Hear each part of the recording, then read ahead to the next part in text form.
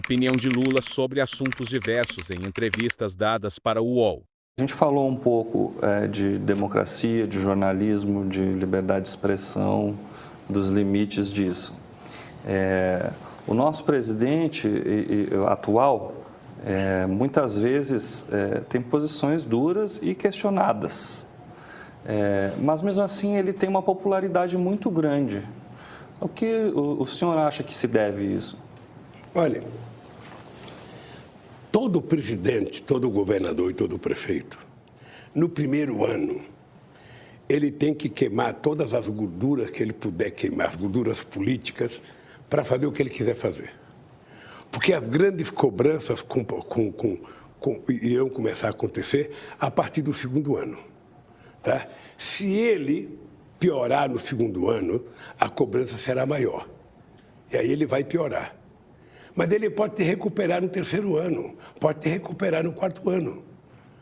Por isso que eu acho que o papel do Bolsonaro, a gente não tem que ficar perguntando, ele cresceu, ele caiu, ele cresceu, ele caiu. Ele tem que governar 4 anos. Ele foi eleito para cumprir o mandato de 4 anos.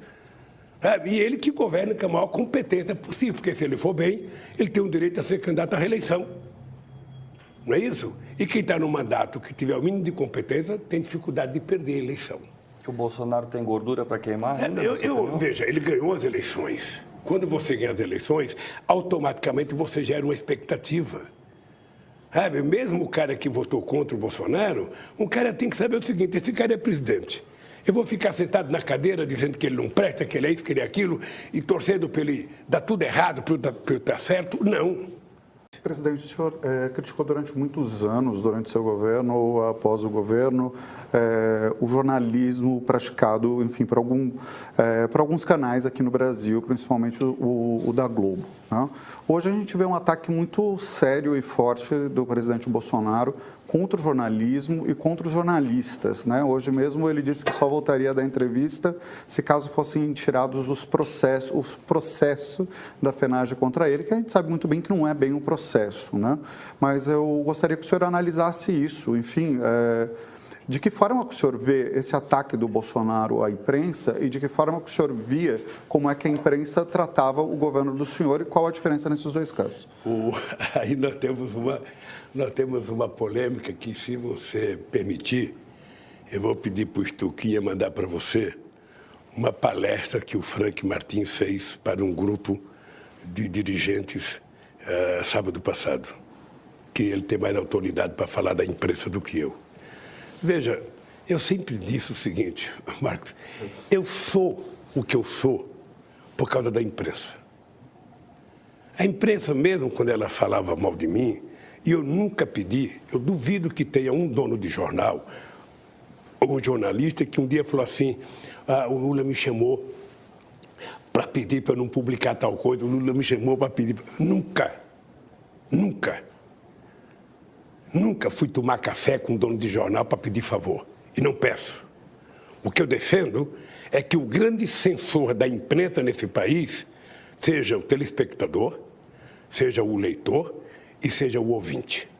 E agora o internauta. Tá? É isso que eu peço. O que eu acho é que nesse país, muitos dos jornais, muitas das revistas e alguns canais de televisão são tratados com a cabeça de propriedade privada e não com a cabeça, sabe, de uma instituição que tem como objetivo informar. Informe corretamente e deixe o povo fazer julgamento. Então, eu tinha queixa, sim. Eu tinha queixa. Nós saímos de 8 anos de pensamento único favorável no governo Fernando Henrique Cardoso e passamos para um momento de 8 anos de pensamento único contra o Lula. Sabe, assim, eu imaginava que com a Dilma ia melhorar, porque a Dilma era intelectual, porque a Dilma tinha diploma universitário, não era peão como eu, mas não melhorou. Você veja o tratamento, veja, quando eu falo de censura, Marcos, você é um homem bem formado, vocês três. O que a Globo está fazendo com o Intercept era capaz que o nazismo não fizesse. Ela só teve coragem de citar Intercept 2 vezes. Quando o Intercept publicou o nome do Faustão, que acho que tinha dado aula para o Moro, e quando foi citar o nome do Roberto Dávila, que tinha trabalhado para arrecadar dinheiro para o meu filho. Tá? A Globo não fez sequer matéria contra a fajutice da denúncia do Ministério Público ontem. Então, isso é censura. Você sabe quantos direitos de resposta os meus advogados pedem? Depois de eles falarem 30 minutos de mim sem provar nada, apenas lendo coisa que os promotores escreveram, nada, não dão direito de resposta. Às vezes falo, o advogado do Lula disse tal coisa. Cadê o direito de resposta? Cadê o direito à igualdade de oportunidade de se expressar? Então, as pessoas ficam zangadas porque eu falo, eu estou com saudade dos velhos. Porque o doutor Roberto Marinho era muito mais digno do que os filhos. No exercício da democracia, do meio de comunicação, o velho Frias era muito mais digno do que os filhos. O Estadão, os velhos, tanto do Estadão como do Jornal da Tarde, era muito mais digno que agora. O velho Tivita, não o que morreu, o pai do que morreu, sabe?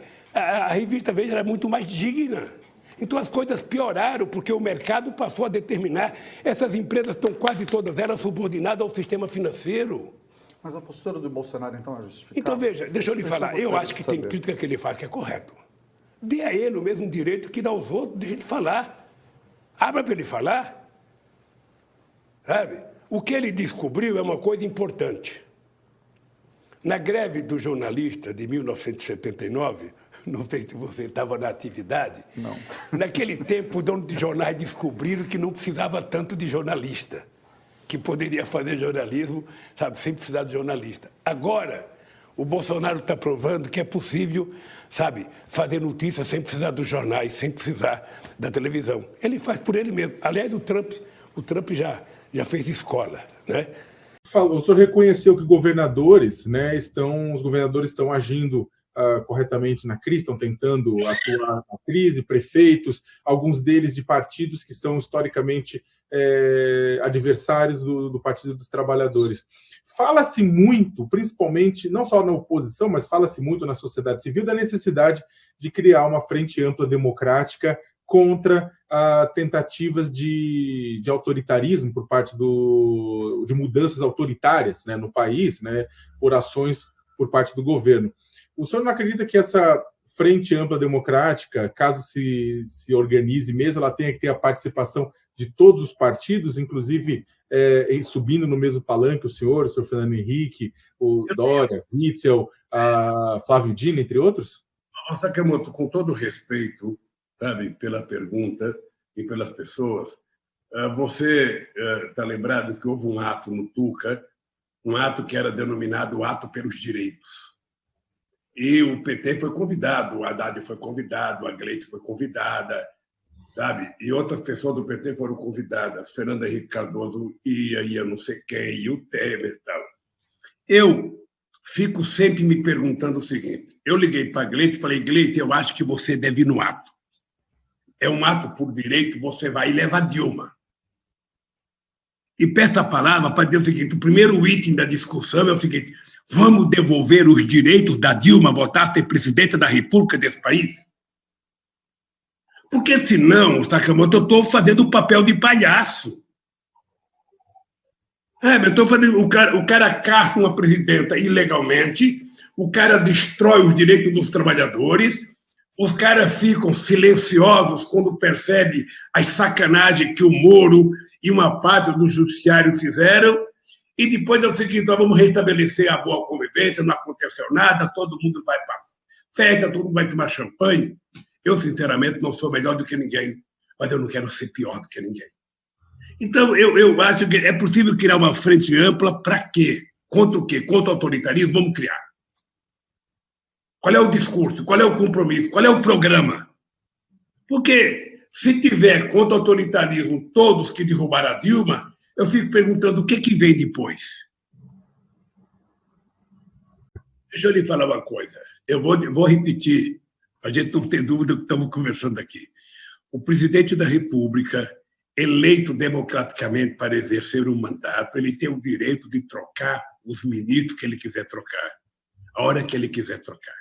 O que a sociedade espera é que o ministro, ao trocar um ministro que não está bem, ele troque por um melhor. O Bolsonaro não trocou o ministro Mandetta porque ele não estava bem. Aliás, o Mandetta, é importante lembrar, ele é médico, ele foi contra o mais médico, ele fazia parte de uma elite médica que era contra o mais médico. Ele foi melhorando na medida que o coronavírus foi crescendo, ele foi percebendo que a biografia dele poderia ficar arranhada se ele não avançasse no cuidado da coronavírus. Ali, quando ele começou, veja, porque nada do que eles prometeram na televisão chegaram. Ontem, na reunião do diretório do PT, teve vários governadores falando. Não chegou quase nada, eles falam, mas as coisas não chegam. Ou seja, se manda um caminhão, manda um caminhão sem roda, manda um caminhão sem eixo, manda um caminhão sem volante, ou seja, não é possível. Então, o Mandetta, quando ele percebeu que ia sair, ele resolveu, divergir do Bolsonaro. Aí sai por cima da caneta, que isso acontece na história de troca de ministro. Não é a primeira vez que os ministros saem atirando para sair com mais popularidade. Você está lembrado da briga da Aureliano Chaves com o Figueiredo? Você está lembrado? O Figueiredo foi viajar e o Aureliano ficou, e o Aureliano começou a falar um monte de coisa que o Figueiredo não concordava, e ele ficou com o dobro de popularidade do Figueiredo. Depois ele foi candidato a presidente, acho que não teve 0,5% dos votos, em 89. Então, o presidente da República ele tem o direito de trocar os ministros. O que a gente espera é que sempre que você troca para melhor. O presidente Bolsonaro, nesse meio da Constituição Nacional, o presidente Bolsonaro ele tem se aproximado de líderes de partidos do chamado Centrão e tem oferecido cargos para que em seu governo em troca de apoio. Como é que o senhor avalia isso? Isso vai dar certo? Deixa eu te dizer uma coisa, Sakamoto. Eu, às vezes, acho engraçado a criação das siglas que a gente vai criando dentro do Congresso Nacional. Veja, o Congresso Nacional ele é o resultado da cabeça política do eleitor no dia que ele foi votar. Tá? No dia que você foi votar, você estava com a cabeça pensando em alguma coisa, você votou em alguém. Você percebe? Esses cidadãos viraram deputados. Então, durante 4 anos, eles compõem, maioria compõe minoria. E a maioria eleita é muito conservadora. Ela é pior ideologicamente que a outra. O nosso querido Ulisses Guimarães dizia assim, ô Lula, toda vez que os meios de comunicação e que a juventude fica dizendo que é preciso renovar, que é preciso renovar, que é preciso renovar, o que vem é pior. E nós nunca tivemos um Congresso ideologicamente tão grosso como esse. A quantidade de militares, a quantidade de delegados, a quantidade de... É uma coisa nefasta à democracia. Esse é o dado concreto. Então, o Bolsonaro, não se trata de conversar com o Centrão, seja o Bolsonaro, seja o Lula, seja o Sakamoto, seja o Guilherme Boulos. Se você ganhar as eleições e você precisar aprovar alguma coisa, você tem que conversar com quem está lá. Você não vai conversar com quem é suplente. Você vai conversar com quem está eleito. É ele que vota. Goste ou não, é assim. Mas uma coisa é conversar, a outra coisa é oferecer cargos. Veja, deixa eu lhe falar uma coisa para você, querido. Deixa eu falar uma coisa para você. Eu peço a Deus que um dia você seja presidente da República. Não faça isso comigo. Você vai perceber, mesmo você oferecer carga a um partido político, faz parte da democracia. Olha, quem é que inventou essa bobagem, essa cretinice de que o ministro tem que ser técnico? O ministro tem que ser competente. Se ser técnico resolvesse o problema da política pública no mundo, você não precisaria de política, você iria para Harvard, ou iria para a USP, aqui para a Universidade Federal do ABC, pegava os melhores técnicos e colocava no governo. As decisões são eminentemente políticas. Os técnicos servem para assessorar o bom político. É por isso que ele é técnico. Ele tem conhecimento específico sobre muitas coisas. Mas ele não é o político para tomar decisão. A pesquisa da opinião pública ela é muito importante, mas ela retrata o momento da fotografia que foi tirada da pesquisa. Sakamoto, todas essas pessoas que estão bem na pesquisa têm que saber o seguinte: eu sou o único presidente na história da democracia do mundo que deixei a presidência depois de 8 anos com 87% de bom e ótimo, 10% de regular e 3% de reimpresso. Se eu somar, como os políticos somam, o bom e ótimo com regular, significa que eu saí com 97% de aprovação. Eu só era desaprovado no Comitê dos Tucanos. Então, as pessoas não podem se iludir com pesquisa. As pessoas não podem se iludir com pesquisa. Sabe? O cara que tem 60% de aprovação hoje, ele pode ter 0 amanhã. Tem uma coisa, o Sakamoto, que eu dizia ao Zé Dirceu, e eu dizia a Dilma, quando a Dilma assumiu o lugar do Zé Dirceu: não acreditem que existe ministros fortes. Quando a imprensa criar a ideia que o ministro é forte, ele cai.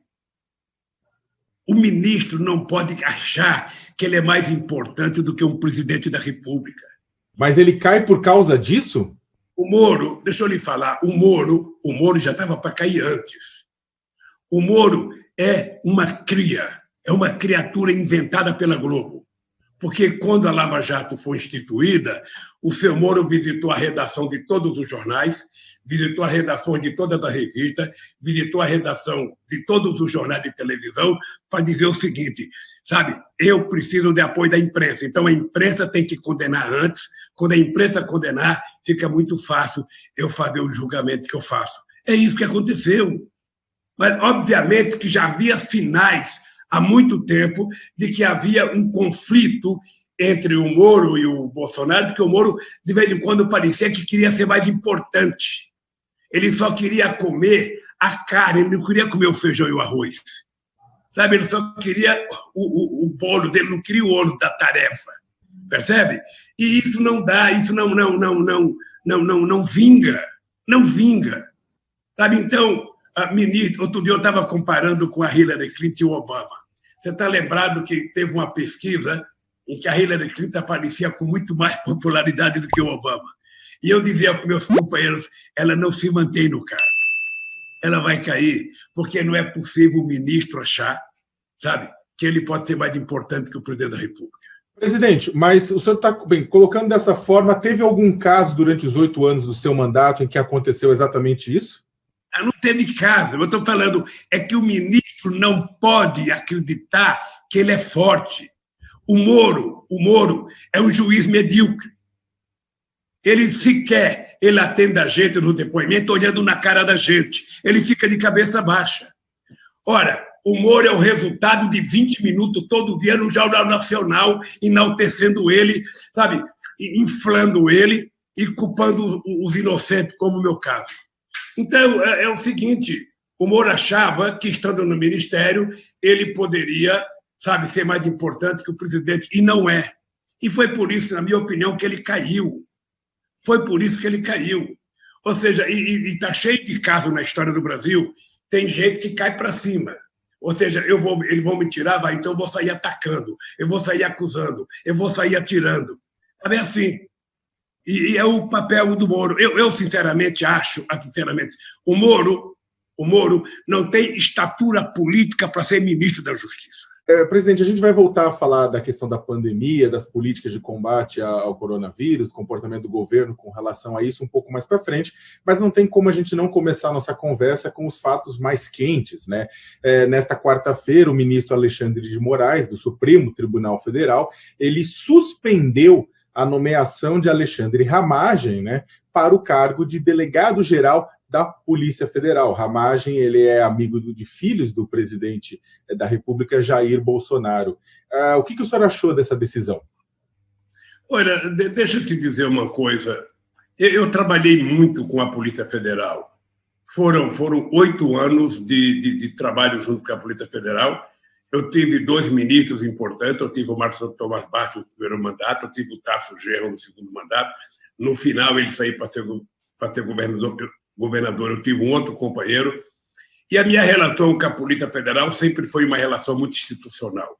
Se você perguntar para qualquer delegado da Polícia Federal, ou para qualquer pessoa que mantém relações com a Polícia Federal, você vai perceber que eu sempre tive um profundo respeito pelas instituições. Não é que eu não acho que o presidente da República não deve indicar. Não é que eu não acho. O presidente da República indica um ministro, ele pode indicar um delegado, ou seja, de comum acordo com o ministro, eu não vejo nenhum problema. O presidente da República tem mais autoridade para indicar um delegado do que um ministro. Afinal de contas, foi o presidente da República que foi eleito. O que é importante é que você trata a instituição de forma republicana, ou seja, a instituição não é um instrumento do presidente da República. A instituição é um instrumento do Estado brasileiro.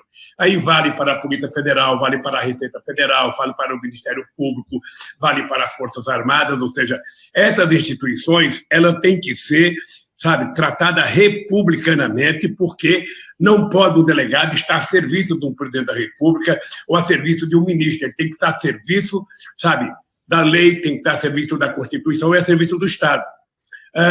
Mas eu acho que a troca de um delegado não pode ser nenhum absurdo. Outro dia eu estava lembrando aqui às pessoas que as pessoas não podem ter memória curta. No caso do Fernando Henrique Cardoso, ele naquela denúncia das Ilhas Caimã de 98, ele trocou o delegado que estava investigando o caso. Foi um escândalo na época, mas ele trocou. Veja, o fato do delegado ser amigo do Bolsonaro, é preciso provar o seguinte: tem alguma relação suspeita? Se tiver uma relação suspeita, eu acho que, então, para o bem da própria instituição, é importante que não seja indicado alguém que tem um compadrio, com o presidente da República ou com a família do presidente da República. Mas eu acho que não pode ser uma guerra a troca de um delegado da Polícia Federal. Não pode ser uma guerra.